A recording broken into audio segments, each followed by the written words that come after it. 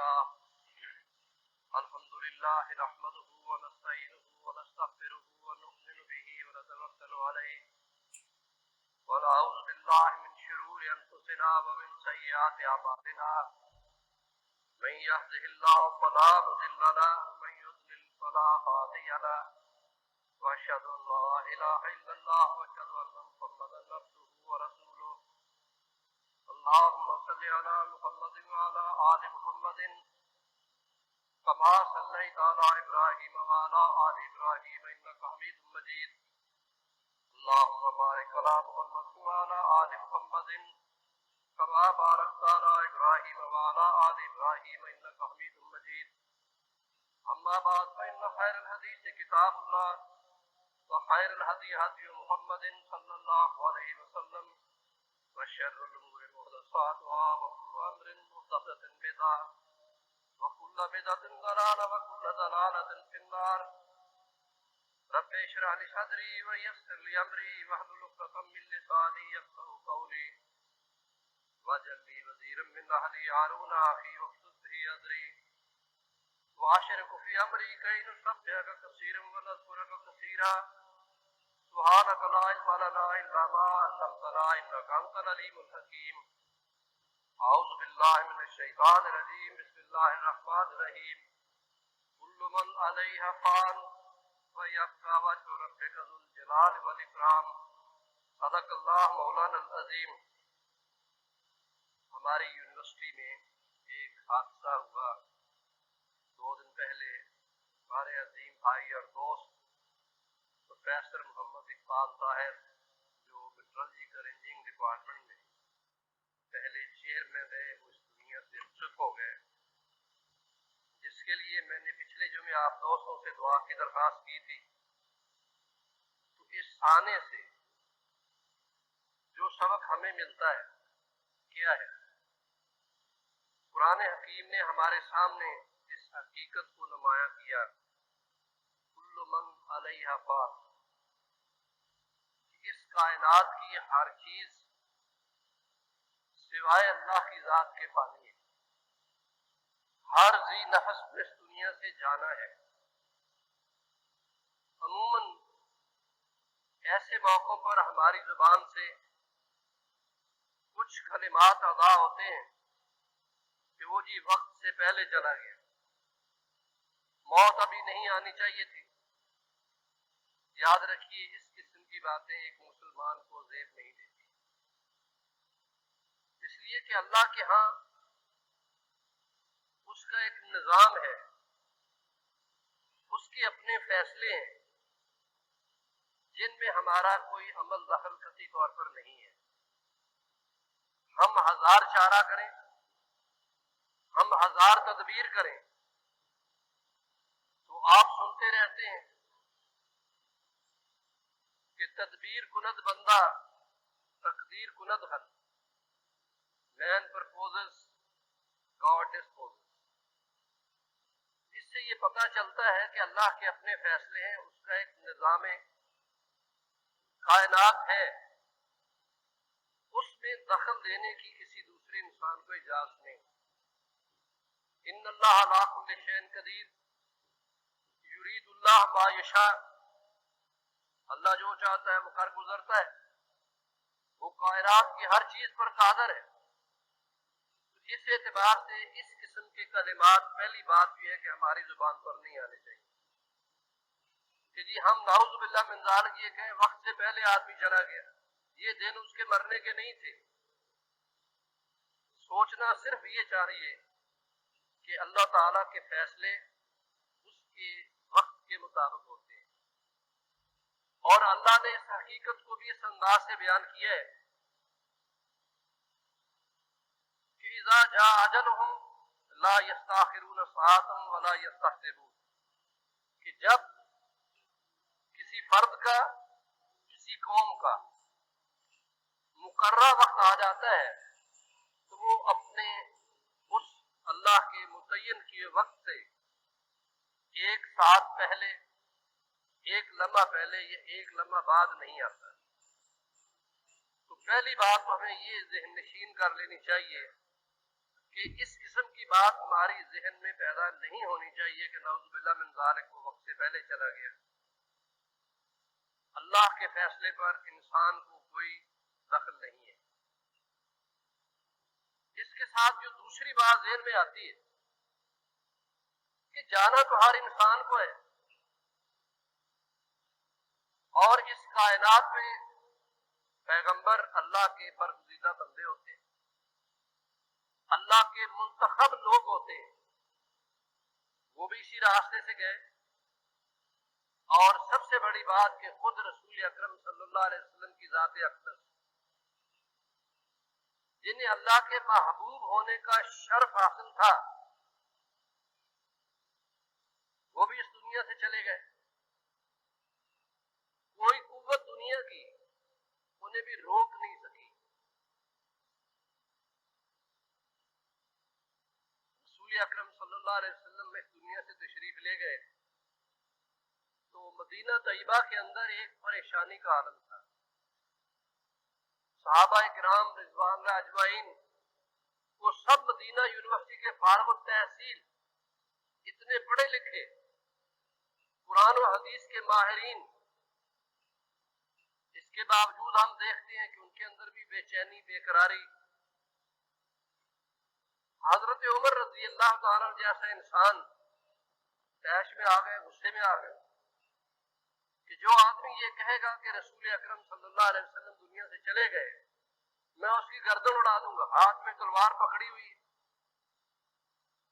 یہ دلیل ہے اس بات کی کہ انہیں رسول اکرم صلی اللہ علیہ وسلم سے کتنی محبت تھی۔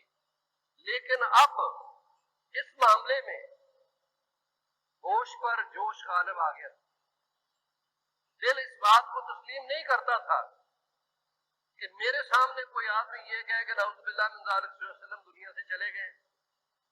ہے تو ایک محبت کا اظہار ہی تھا، لیکن وہ ادا شاہ سے نبوت حضرت ابوبکر صدیق رضی اللہ تعالیٰ عنہ، وہ اس وقت مدینہ طیبہ میں نہیں تھے، باہر کسی بستی میں گئے۔ ان تک خبر پہنچی، تشریف لائے، اپنی بیٹی اور رسول اکرم صلی اللہ علیہ وسلم کی زوجہ محترمہ حضرت عائشہ صدیقہ رضی اللہ تعالیٰ عنہ کے حجرے میں پہنچے۔ رسول اکرم صلی اللہ علیہ وسلم کے چہرے انور پہ چادر تھی تو وہ ہٹائی، یعنی تصدیق کی اس بات کی کہ رسول اکرم صلی اللہ علیہ وسلم واقعتاً اس دنیا سے جا چکے ہیں۔ پیشانی انور پہ بوسہ دیا اور رسول اکرم صلی اللہ علیہ وسلم کے چہرے انور کو ڈھانپ کر خود باہر آ گئے۔ باہر کا منظر آپ دیکھ چکے تھے کہ حضرت عمر رضی اللہ تعالیٰ عنہ طیش میں، صحابہ کرام رضوان اللہ اجمعین سراسیمہ پریشان، حیران۔ تو حضرت ابوبکر صدیق رضی اللہ تعالیٰ نے حضرت عمر کو بٹھا دیا کہ آپ بیٹھ جائیں، باقی سب لوگ بھی بیٹھ گئے۔ اس کے بعد حضرت ابوبکر صدیق رضی اللہ تعالیٰ عنہ نے خطبہ مسنونہ شروع کیا اور آپ نے سورہ آل عمران کی اس آیت کو تلاوت کی کہ ما کان وما محمد الا رسول قد خلت من قبلہ الرسل افإن مات أو قتل انقلبتم على أعقابكم ومن ينقلب على أعقابه فلن يضر الله شيئا وسيجزي الله الشاكرين۔ کہ رسول اکرم صلی اللہ علیہ وسلم کا مقام کیا تھا؟ وما محمد الا رسول، کہ محمد صلی اللہ علیہ وسلم اللہ کے الجی تھے، اللہ کے پیغمبر تھے، اس کا پیغام پہنچانے کے لیے آئے تھے، اور اس سلسلے کی آخری کڑی تھی جو حضرت آدم علیہ السلام سے شروع ہوا تھا۔ 1,24,000 کم و بیش پیغمبر، تو رسول اکرم صلی اللہ علیہ وسلم تو اس سلسلے کی آخری کڑی تھے۔ تو اگر وہ اس دنیا سے چلے گئے، تبھی موت اس دنیا سے چلے گئے، یا اگر وہ شہید ہو جائیں جنگ کے دوران، تو کیا تم اسلام کو چھوڑ بیٹھو؟ ان قلبوا علی اعقابہم کو پیچھے چلے جاؤ گے؟ زمانہ جاہلیت کی طرف لوٹ جاؤ گے، وہ جہاں سے نکال کر، جن اندھیروں سے نکال کر اور جس نور اور روشنی کی طرف تمہیں لے کے آئے تھے، تو کیا تم یہ سب چیزیں چھوڑ چھاڑ کر پھر ان اندھیروں میں چلے جاؤ؟ صحابہ کرام رضوان اللہ اجمعین کہتے ہیں یہ آیت تو ہم نے 1000 بار پڑھی تھی قرآن مجید کے اندر، لیکن ہمیں کبھی یہ شعور نصیب نہیں ہوا تھا کہ یہ آیت کیوں آئی ہے۔ اور یہ آیت نازل ہوئی تھی غزوہ احد کے بعد، جہاں رسول اکرم صلی اللہ علیہ وسلم کو، آپ کو پتا ہے کتنی تکلیف اٹھانی پڑی تھی کہ آپ کے 4 دانت مبارک شہید ہوئے۔ حدیث میں آتا رباعیات، 4 سامنے کے دانت، ایک ظالم نے پتھر مارا تھا جس سے رسول اللہ علیہ وسلم کے 4 دانت مبارک شہید ہوئے۔ تلوار کا ایک وار پڑا تو آپ کی زرہ کی کڑیاں جو تھی وہ پیشانی مبارک میں چبھ گئی تھی، آنکھ سے یہاں اوپر، جنہیں حضرت علی رضی اللہ تعالیٰ نے اپنے دانتوں سے کھینچ کر نکالا تھا۔ تو اس وقت بھی یہ بات جو تھی دشمن نے مشہور کر دی کہ نعوذ باللہ من ذالک رسول اللہ علیہ وسلم شہید ہو۔ کافی دیر یہ مسئلہ چلتا رہا، صحابہ اس وقت بھی ہتھیار ڈال چکے تھے، وہ کہتے تھے کہ اب رسول اللہ علیہ وسلم دنیا میں نہیں رہے تو پھر لڑنے کا فائدہ کیا ہوا؟ اس کا معنی یہ ہے کہ ان کی لڑائی رسول اکرم صلی اللہ علیہ وسلم کے لیے تھی۔ یہ ایک شیطان کا حربہ تھا، اس نے اختیار کیا تھا، لیکن رسول اکرم صلی اللہ علیہ وسلم نے جب دیکھا کہ یہ سارے کا سارا گھمسان کا رن میرے اوپر آ پڑا ہے، تو آپ نے اعلان کیا انا النبی لا کذب انا ابن عبد المطلب، کہ میں جھوٹا نبی نہیں ہوں، میدان جنگ سے بھاگ جاؤں گا۔ کفار تمہارا کیا خیال ہے؟ انا النبی لا کذب، میں کوئی جھوٹا نبی نہیں ہوں کہ یہ راہ فرار اختیار کروں گا، میں عبد المطلب کا پوتا ہوں، میں اپنی جگہ پر ڈٹا ہوں۔ رسول اللہ علیہ وسلم کی یہ آواز کانوں میں پڑی، صحابہ اکرام پھر سے جمع ہوئے۔ حضرت ابو دجانہ رضی اللہ تعالیٰ نے کس طرح پروانہ وار اپنے آپ کو رسول اکرم صلی اللہ علیہ وسلم پر نثار کیا، وہ واقعات پڑھنے کے قابل ہیں، ان کی تفصیل کی یہاں وقت نہیں ہے۔ میں عرض صرف یہ کرنا چاہتا تھا کہ یہ دشمن بھاگ گیا، وقتی طور پر مسلمانوں کو شکست کا سامنا ہوا، اور اس کی وجہ وہ اسٹریٹجی تھی کہ جس کے بارے میں رسول اکرم صلی اللہ علیہ وسلم نے 50 صحابہ اکرام کی ڈیوٹی لگائی تھی کہ اس گھاٹی پر تمہیں رہنا ہے، ہمیں فتح ہو یہ شکست ہو، یہ گھاٹی تمہیں نہیں چھوڑنی۔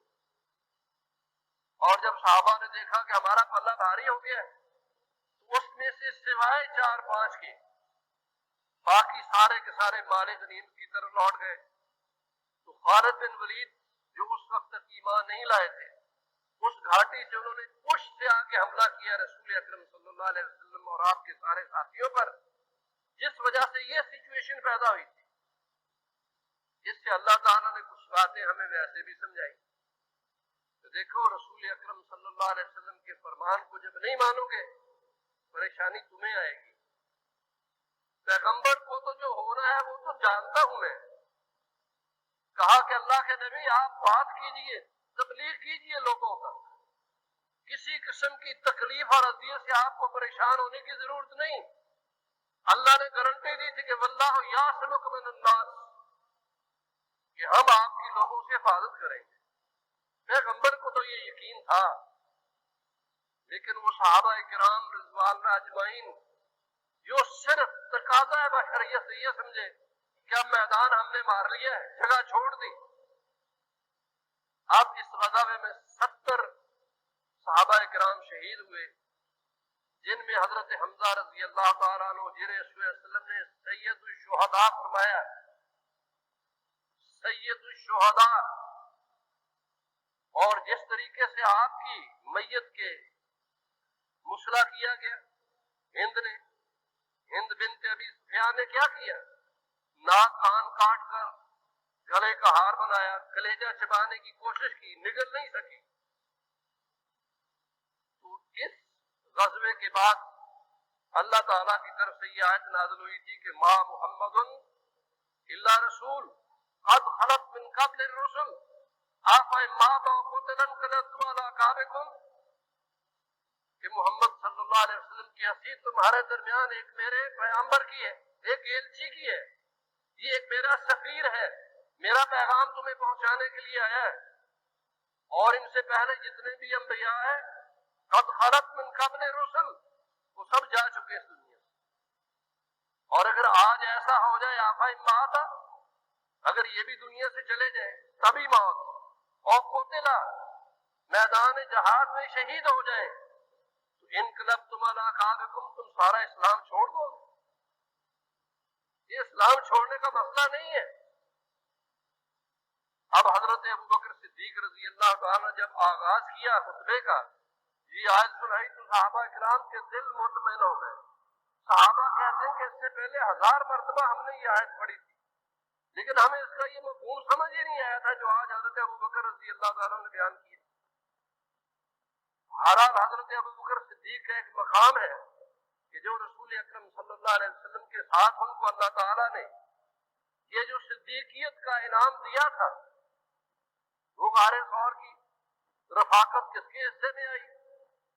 اور دنیا کا ایک ہی تو شخص ہے، ثانی اثنین اذ ہما فی الغار، وہ دو ہی تھے غار ثور کے اندر، دشمن آ گیا ہے دہانے پر غار کے، تو رسول اکرم صلی اللہ علیہ وسلم کی جان کے پیش نظر ابو بکر کو جان کا کوئی خوف نہیں تھا، تو رسول اللہ علیہ وسلم کے کام میں سرگوشی کی کہ حضرت اگر یہ دشمن اپنے پاؤں کی طرف دیکھے تو اس کی نگاہیں ہمارے تک پہنچ سکتی ہیں۔ فرمایا کہ ابو بکر لا تحزن ان اللہ معنا، ابو بکر غم کرنے کی ضرورت نہیں ہے، ہمارا اللہ ہمارے ساتھ۔ یہ شرف کسے نصیب ہوا؟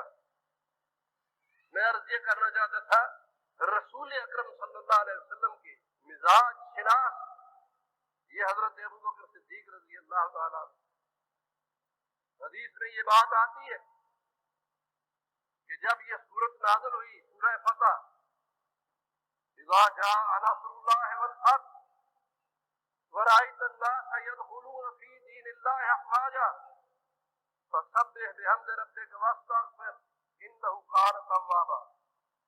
صحابہ بڑے خوش ہوئے، اللہ کی طرف سے پیغام آ گیا کہ اذا جاء نصر اللہ والفتح، جو ہی اللہ تعالیٰ کی مدد آئے گی اس کی فتح آئے گی۔ اے رسول اکرم صلی اللہ علیہ وسلم، آپ لوگوں کو دیکھیں گے کہ وہ اس دین کے اندر جوق در جوق، فوج در فوج داخل ہوں گے۔ بس جب یہ وقت آ جائے تو آپ کیا کریں؟ بس سب سے بحمد ربک، اپنے رب کی حمد و ثنا بیان کیجیے، واستغفر، اس سے بخشش مانگیے۔ صحابہ اکرام مسرور خوش ہیں۔ ایک شخص ہے جو رو رہا ہے، حضرت ابوبکر صدیق رضی اللہ تعالیٰ عنہ اس سورت کے نازل ہونے سے رو رہے ہیں، اور دوستوں نے پوچھا کہ ابوبکر یہ کوئی غم کا موقع نہیں ہے، اور یہ تو خوشی کا موقع ہے، اللہ کی طرف سے خوشخبریاں سنائی جا رہی ہیں۔ تو حضرت ابوبکر صدیق رضی اللہ عنہ نے فرمایا اور تمہیں خوشی مبارک، لیکن میں یہ جانتا ہوں کہ اس کے ساتھ رسول اللہ علیہ وسلم دنیا سے چلے جائیں گے۔ میں سمجھ گیا ہوں کہ مشن مکمل ہو چکا ہے، خوشخبری آ گئی ہے، رسول اکرم صلی اللہ علیہ وسلم کا مشن مکمل ہو چکا ہے، اور یہ اللہ تعالیٰ کی طرف سے تمام پیغمبروں کے لیے ایک پریویلیج ہوتی ہے، ایک فیسلٹی دی جاتی ہے کہ اللہ پیغمبر سے پوچھتا ہے کہ تم آنا چاہتے ہو، ابھی تمہارا مشن مکمل ہوا یا نہیں ہوا؟ یہ مہلت، یہ رخصت اللہ کی طرف سے پیغمبروں کو دی جاتی ہے۔ آپ نے سنا ہوگا حضرت موسیٰ علیہ السلام کے پاس ملک الموت آیا، کہا کہ حضرت وہ بلاوا آ گیا ہے، ادھر سے بلاوا آ گیا ہے۔ حضرت موسیٰ علیہ السلام نے ایک بڑے سناٹے کا تھپڑ مارا ملک الموت کو، آنکھ نکل کر باہر آ گئی۔ وہ ملک الموت بھاگا ہوا ادھر گیا، یا اللہ یہ تیرے پیغمبر نے تو میرا یہ اچھا کر دیا۔ اچھا چلو ایسے کرو، میری طرف سے جا کے حضرت موسیٰ سے پوچھو کتنے سال زندہ رہنا چاہتے ہو؟ ہم نے تو یار کو بلایا تھا، وہ اللہ کے محبوب لوگ ہوتے ہیں، اللہ ان کو بلاتا ہے، تو ان سے کہو کہ اگر آپ زندہ رہنا چاہتے ہیں تو ایک بیل کی کمر پر ہاتھ رکھ دیں، جتنے بار آپ کے ہاتھ کے نیچے آئیں گے اتنی لمبی عمر آپ کو دے دی جائے گی۔ ملک الموت دوبارہ آیا، حضرت موسیٰ علیہ السلام کو یہ سارا قصہ سنایا، تو حضرت موسیٰ علیہ السلام نے پوچھا ملک الموت یہ بتاؤ کہ یہ جتنے بال میرے ہاتھ کے نیچے آ جائیں گے یہاں تک تو زندگی مجھے مل جائے گی، اس کے بعد نے کہا جی اس کے بعد تو پھر وہی ہے، کیا ہے جی اس کے بعد؟ کل نفس ذائقۃ الموت، کہ جانا تو پڑے گا حضرت جی۔ تو فرمایا پھر ٹھہرنے کا فائدہ کیا، پھر میں تیار ہوں، بات سمجھ میں آ گئی، میں جانے کے لیے تیار ہوں۔ میرے دوست جو بات عرض کرنا چاہتا تھا وہ یہی ہے کہ یہ موت جو ہے نا، یہ مومن کے لیے تو ایک بڑی نعمت، کافر کے لیے مسئلہ ہو سکتا ہے، ایک مومن کے لیے، ایک مسلمان کے لیے بہت بڑی نعمت۔ حضرت ابراہیم خلیل اللہ کے دوست، ان کا لقب یہ تھا ابراہیم خلیل اللہ۔ یہ لقب کیسے میسر آیا؟ حضرت صدیق کو لفظ صدیق کا یہ لقب کیسے ملا؟ کوئی نہ کوئی پس منظر اور واقعہ ہوتا ہے۔ حضرت ابراہیم خلیل، ایک دن اتفاق ایسا ہوا، گھر میں کھانے کو کچھ نہیں، آٹا بھی نہیں، کوئی چیز کھانے کی میسر نہیں، تو بیوی نے کہا کہ جی یہ مسئلہ ہے، گھر میں کھانے پینے کی کوئی چیز نہیں۔ حضرت ابراہیم نے رات کو دعا کی اللہ کے حضور، اور صبح وہ جو بوری تھی جس میں مال ختم ہو چکا، آٹا وغیرہ، وہ بیوی صبح سویرے لینے گئی تو بوری بھری ہوئی تھی، اور رات کہہ رہی ہے، گلا کر رہی ہے کہ جی گھر میں کھانے کو کچھ نہیں ہے، صبح کھانا کیسے پکے گا؟ وہ دعا کرنے سے اللہ تعالیٰ نے یہ کیا کہ اپنے خلیل کی بوری جو تھی وہ آٹے سے بھر گئی۔ صبح بیوی جب لینے کے لیے گئی آٹا، وہ یہ سمجھی کہ شاید میرے خاوند کا ایک دوست ہے، اس کو پیغام بھیجا ہوگا، وہ دے گیا ہوگا، رات میں میں سوئی ہوئی تھی، آٹا پہنچ گیا۔ اس نے صبح اٹھ کے اپنے خاوند سے یہ پوچھا کہ یہ آٹا آپ کو اس دوست کی طرف سے آیا؟ تو حضرت ابراہیم علیہ السلام نے فرمایا نہیں، یہ میرے اس خلیل کی طرف سے آیا۔ جی، تو جب حضرت ابراہیم علیہ السلام نے اللہ کو خلیل کہا تو اللہ نے کہا کہ تم نے ہمیں خلیل کہا، ہم نے تمہیں خلیل بنا دیا۔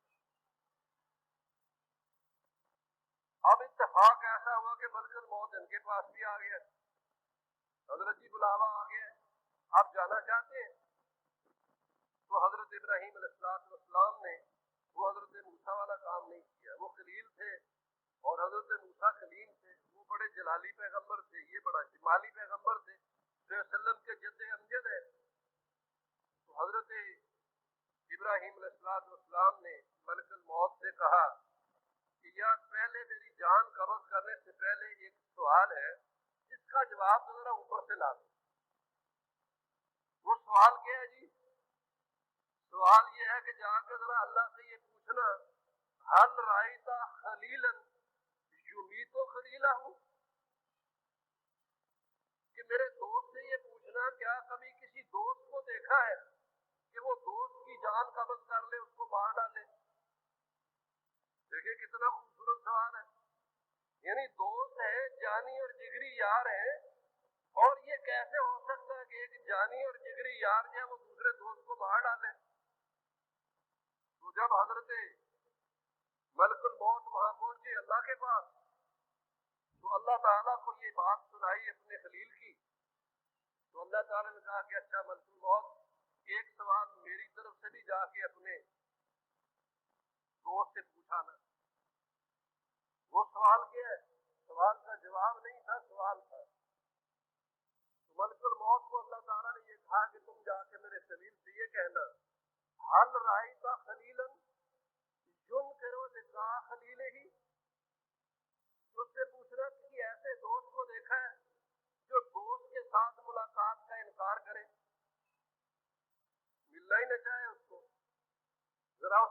کے تو آنا کہ کوئی ایسا دوست دیکھا ہے جو دوست سے ملاقات ہی پسند نہ کرے.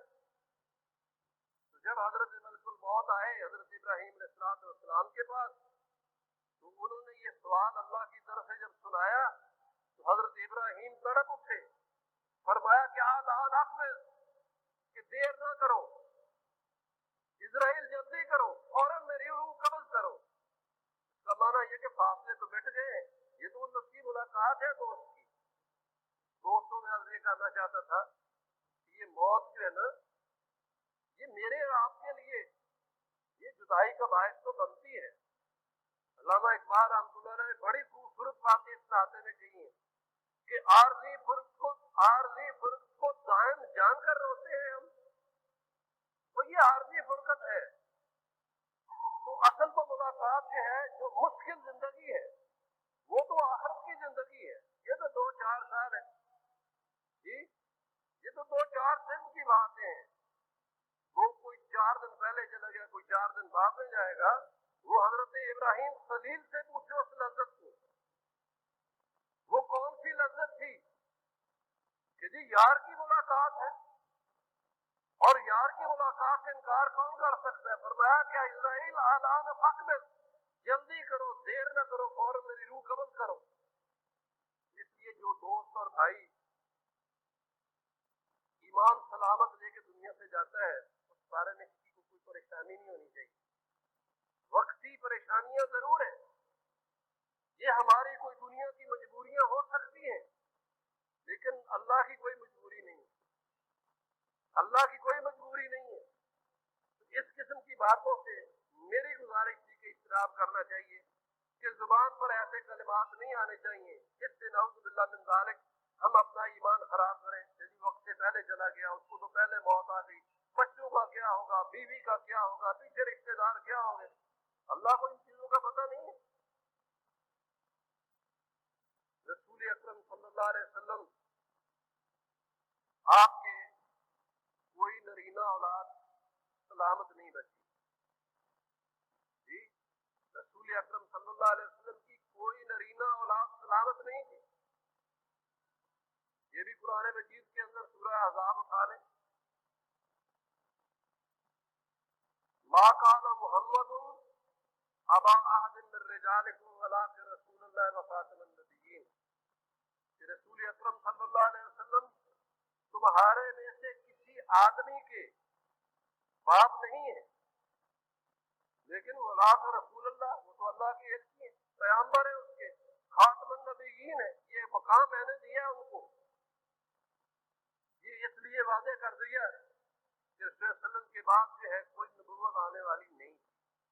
اگر رسول اکرم صلی اللہ علیہ وسلم کا کوئی بیٹا زندہ ہوتا تو شاید لوگ کہتے ہیں اس کو نبی بنا لیتے. اس لیے اللہ تعالیٰ کی حکمتیں اپنی جگہ پر. رسول اکرم صلی اللہ علیہ وسلم کے 3 یا 4 بیٹے ہوئے. حضرت خدیجہ الکبریٰ رضی اللہ تعالیٰ عنہ سے سب سے پہلا بیٹا قاسم تھا، جس کی کنیت سے رسول اللہ علیہ وسلم بلائے جاتے تھے ابو القاسم. دوسرا بیٹا طیب تھا، تیسرا طاہر تھا. سیرت نگاروں نے لکھا بعد میں طیب اور طاہر ایک ہی بیٹا مانا ہے کہ ایک ہی بیٹے کے نام تھے یہ دونوں. بعد میں 3 بیٹے مانے. ان کو 3 مان لیا جائے جو اوائل عمر میں اس دنیا سے چلے گئے.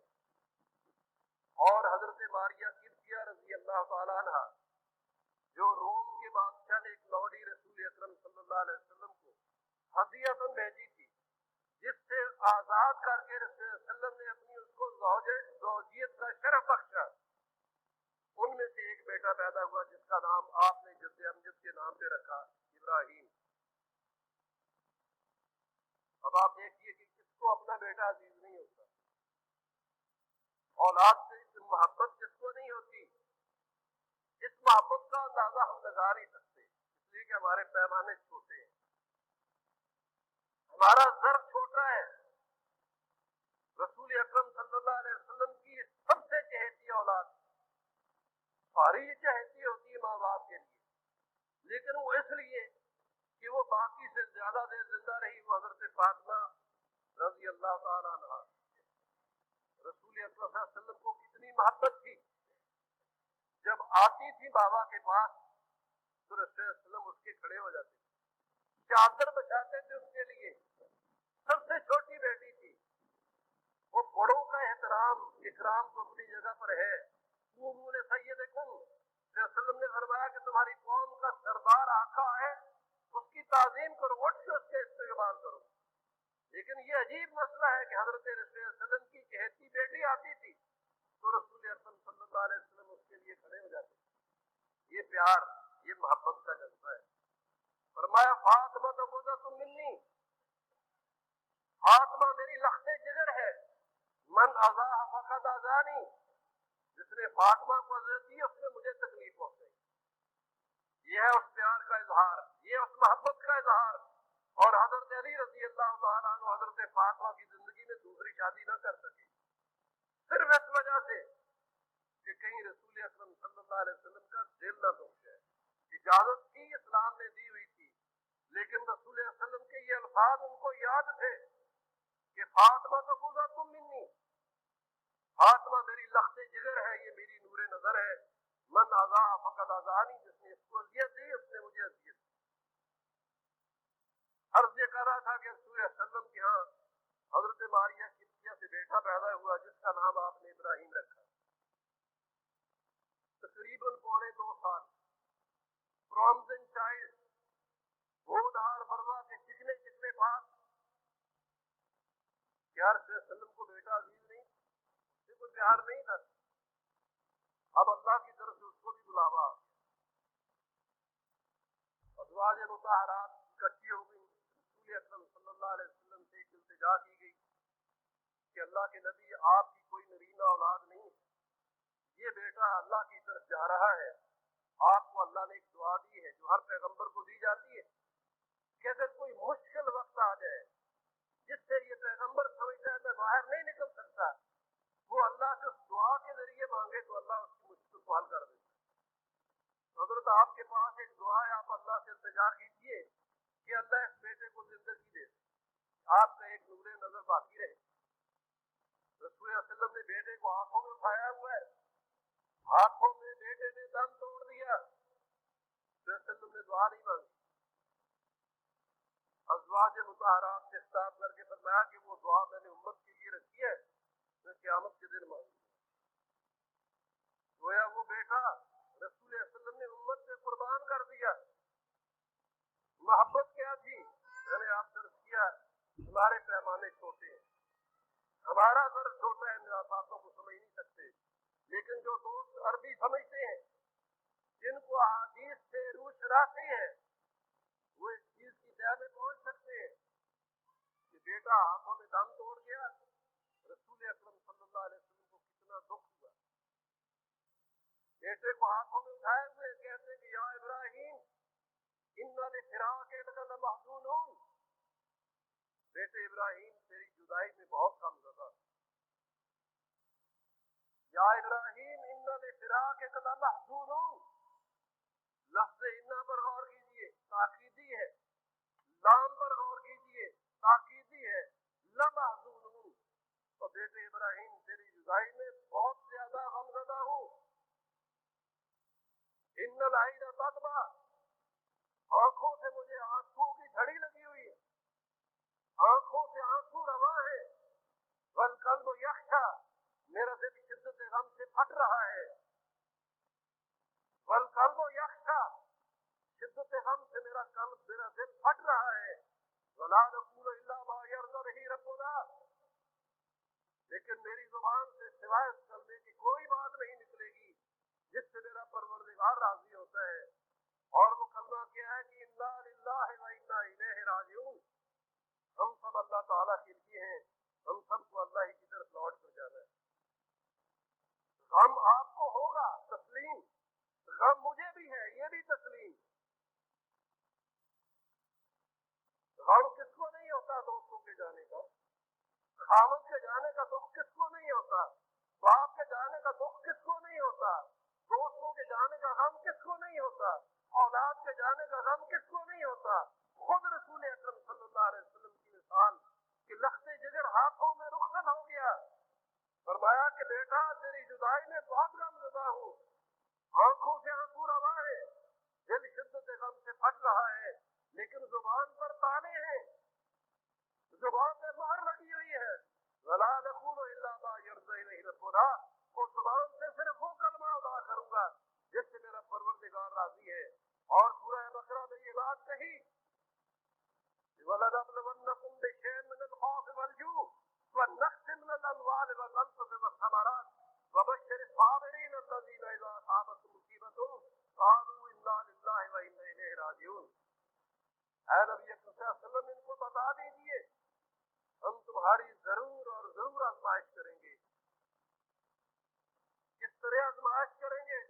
بِشَيْءٍ مِّنَ الْخَوْفِ وَالْجُوعِ، کچھ بھوک کے ذریعے سے، کچھ افلاس کے ذریعے سے، کچھ تمہارے مالوں میں کمی پیدا کر کے، اور کچھ تمہاری جانوں میں تو کمی پیدا کر کے، تمہارے باغات کے اندر بیماریاں ڈال کے، تمہاری کھیتیوں کے اندر طوفان ڈال کے، یہ سارے میری آزمائش کے طریقے ہیں۔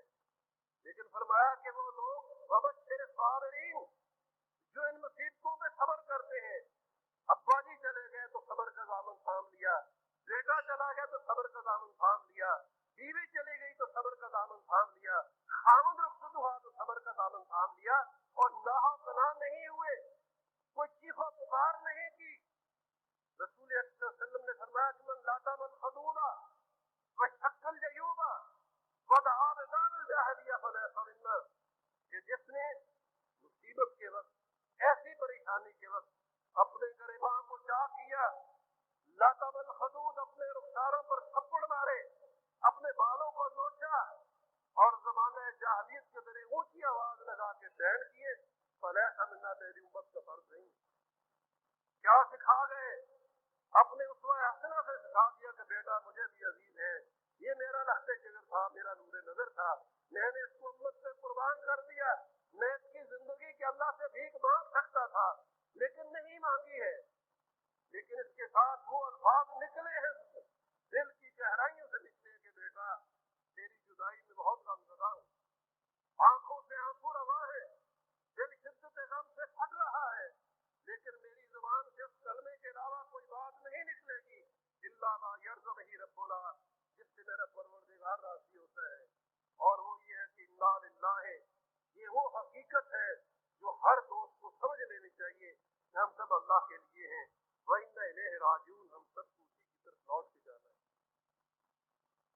تقدیر سے قضا کا بلاوا جو آ گیا، وہ کس بے کسی سے منہ چھپا کر چلے گئے، یہ تو تقدیر کا بلاوا ہے۔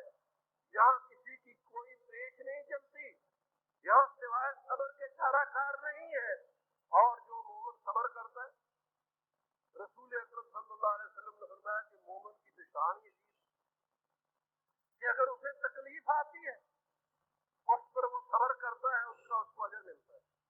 ان اللہ مع الصابرین، ان اللہ مع الصابرین، اللہ صبر کرنے والوں کے ساتھ۔ حدیث میں آتا ہے کہ قیامت کے دن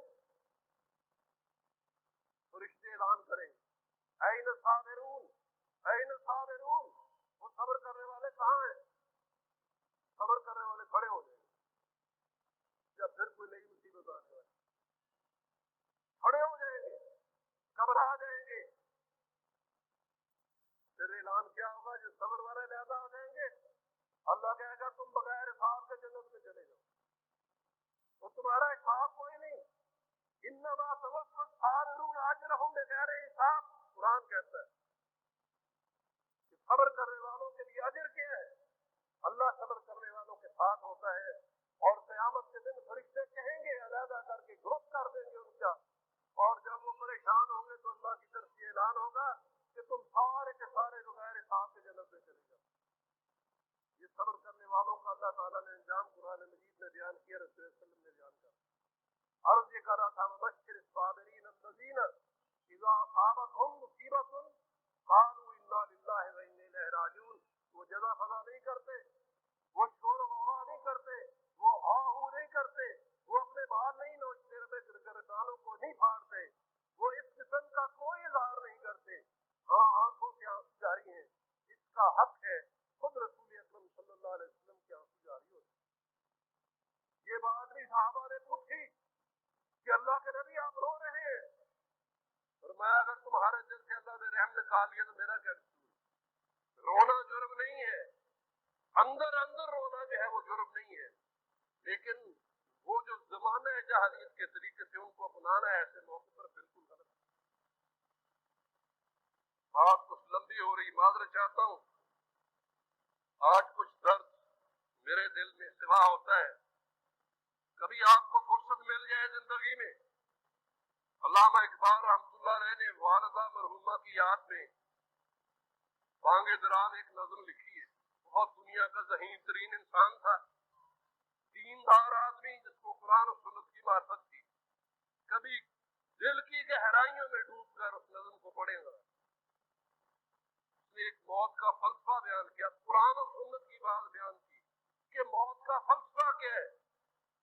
جیسے انسان کے تقاضۂ بشریت ہے، تو علامہ اقبال کو جب والدہ فوت ہو گئی یہی دکھ ہوا، ایک دم سے لاوا پھونکا اور کیا کہا، ذرہ ذرہ دہر کا زندانی تقدیر ہے، پردہ مجبوریوں بے چار کی تصویر ہے، آسماں مجبور ہے، شمس و قمر مجبور ہے، انجم سیما پر رفتار پر مجبور ہے، کشتی مشکل زندگی کس قدر آساں ہے موت، گلشن ہستی میں مانندے نسیم ارزاں ہے موت، گلبہ افلاس میں دولت کے کاشانے میں موت، دشت و در میں شہر میں ویرانے میں موت، اور موت ہے ہنگامہ آرا کلزم آغوش میں، موت ہے ہنگامہ آرا کلزم خاموش میں، ڈوب جاتے ہیں سفینے موج کی آغوش، کہتے ہر طرف موت ہی موت، موت ہی موت نظر آئے۔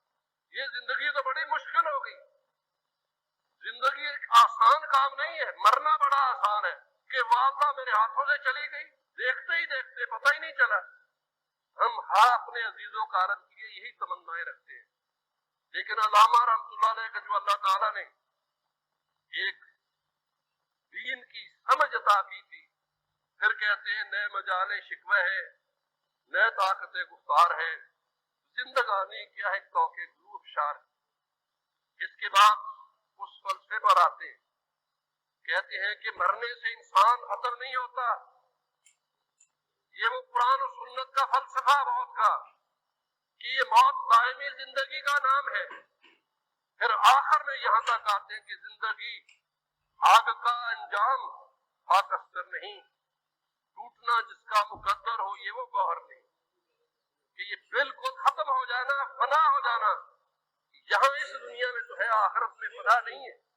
غافل، موت کا راز نہاں کچھ اور ہے، نقش کی ناپائیداری سے عیاں کچھ اور ہے، موت تجدید مذاق زندگی کا نام ہے، وہ خواب کے پردے میں بیداری کے پیغام۔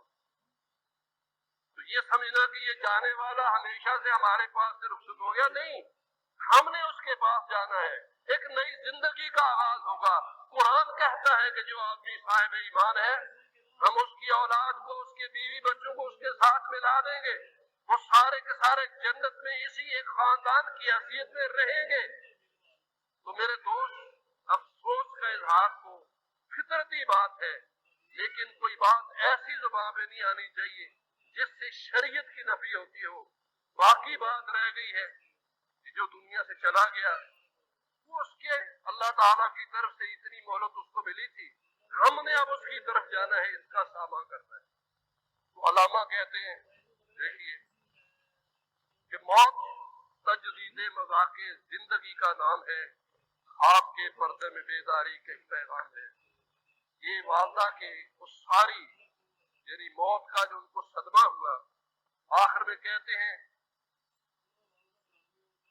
آکے برکت پر تری لے کر یہ فریاد آؤں گا، اب دعائے نیم شب میں اس کو میں یاد آؤں گا، آسماں تیری لحد پر شبن افشانی کرے، سبزہ نورستہ اس گھر کی نگہبانی کرے۔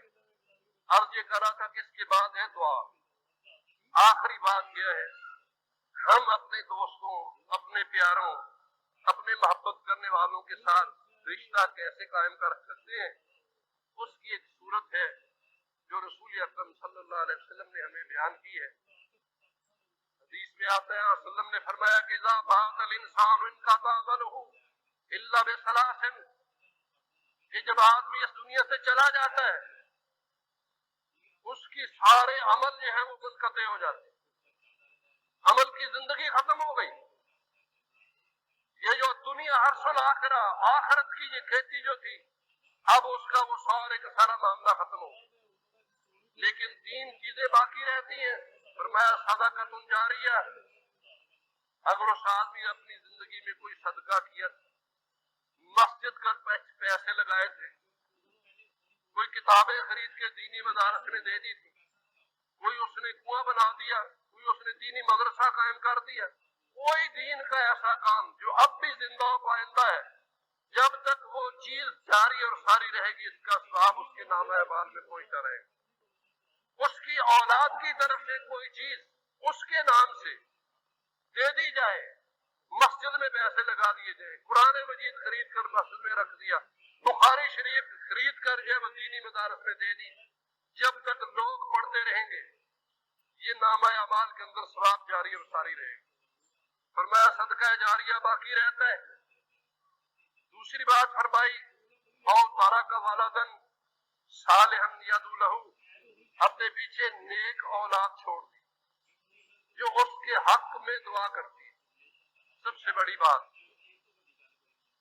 بیسیکلی اگر کسی باپ نے اپنے بچوں کی اچھی تربیت کی، ماں نے اچھی تربیت کی، وہ نمازی ہیں، پرہیزگار ہیں، قرآن مجید کی تلاوت کرتے ہیں، یہ اس سارے عمل کا ثواب آٹومیٹیکلی ماں باپ کو پہنچتا ہے. لیکن ایک یہ ہے کہ ان کے لیے خصوصی دعا کرنا، اللہم اغفر لہ وارحمہ وعافہ واعف عنہ، اللہم اکرم نزلہ ووسع مدخلہ، اللہم نقہ من الخطایا کما ینقى الثوب الابیض من الدنس، اللہم اغسلہ بالماء والثلج والبرد، اللہم ابدلہ دارا خیر من دارہ واہلا خیر من اہلہ وزوجا خیر من زوجہ، اللہم اعذ من عذاب القبر وعذاب النار، اللہم ادخلہ الجنۃ الفردوس، اللہم اجعل قبرہ روضۃ من ریاض الجنہ. حدیث کی کتابوں میں یہ ساری دعائیں لکھی.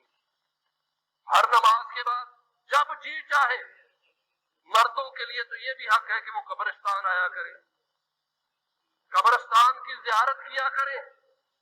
رسول اکرم صلی اللہ علیہ وسلم نے صحابہ کو منع کر دیا تھا کہ قبرستان مت جایا کرو، اس لیے کہ وہ زمانہ جاہلیت کی پرانی مشرکانہ رسمیں جاری تھیں. آپ نے صحابہ کو منع کر دیا کہ قبرستان مت جایا کرو. لیکن جب صحیح معنوں میں تربیت ہو گئی، اس کے بعد فرمایا الآن فزوروها وکنت نہیتکم عن زیارت القبور، میں نے قبرستان جانے سے تمہیں منع کیا تھا، الآن فزوروها، اب تم قبرستان جایا کرو، فإنها تذکر الآخرہ، اس لیے کہ یہ آخرت کی یاد دلاتی ہے. دفن کر کے بھول جائے، پیچھے مڑ کے ہی نہیں دیکھا. دعا کرنی چاہیے. دعا آپ انگلینڈ میں ہو، آپ امریکہ میں ہو، آپ افریقہ میں ہو، آپ کا عزیز یہودی خدا